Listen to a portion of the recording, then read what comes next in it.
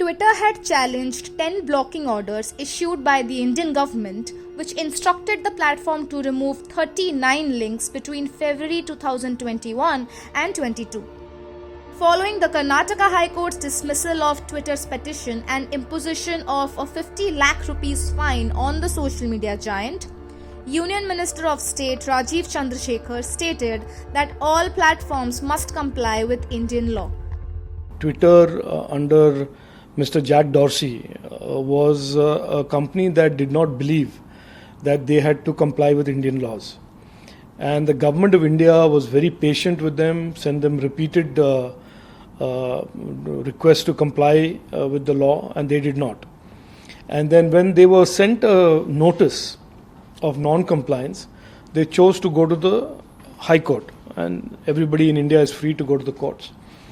And it is indeed satisfying to hear what the court has said, because that is exactly our position, that we have no adversarial relationship with any platform, but we certainly have an expectation that any platform, big or small, foreign or Indian, that is on the Indian internet are compliant with Indian law, respect Indian law, and as a democracy that operates on the law, our law should be followed.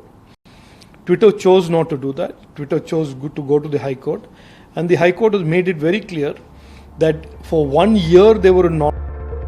He further said that under former CEO Jack Dorsey, Twitter had refused to adhere to these regulations. Chandrasekhar added, court imposed the cost of rupees 50 lakh on the microblogging platform, citing its conduct.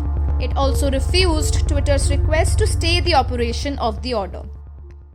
So I say again to all the platforms that the government of India does not want to come in the way of their business, their growth, their innovation. But certainly, regardless of whether you're big or small, foreign or Indian, in India and on the Indian internet, you must respect and comply with Indian laws. It was an attempt by the then management or the previous management of Twitter to try and position the government of India's legitimate requests and the government of India's desire for them to comply with Indian law as some sort of a infringement of free speech. And as is very clear, it was none of that. And they went to the court. And as you know, recently Jack Dorsey gave an interview arguing that we were threatening them with jail and threatening to send people to jail.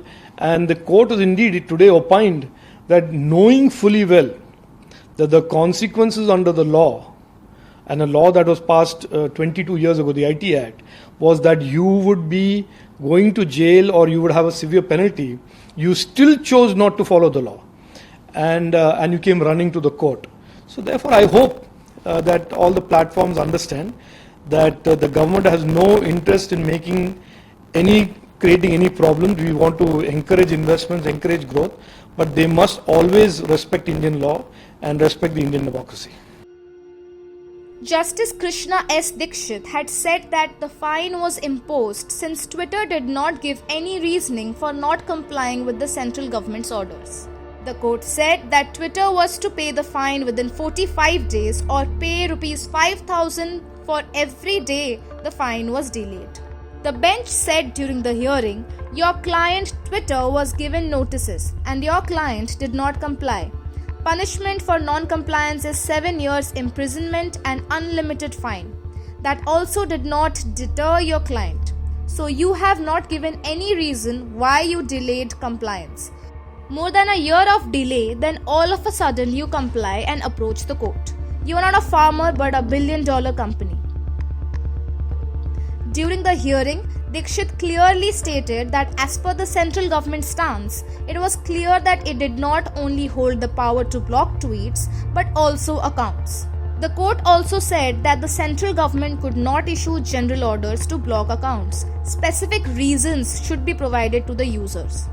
It also said blocking order could only be issued when content was on grounds mentioned in Section 69A of Information Technology Act.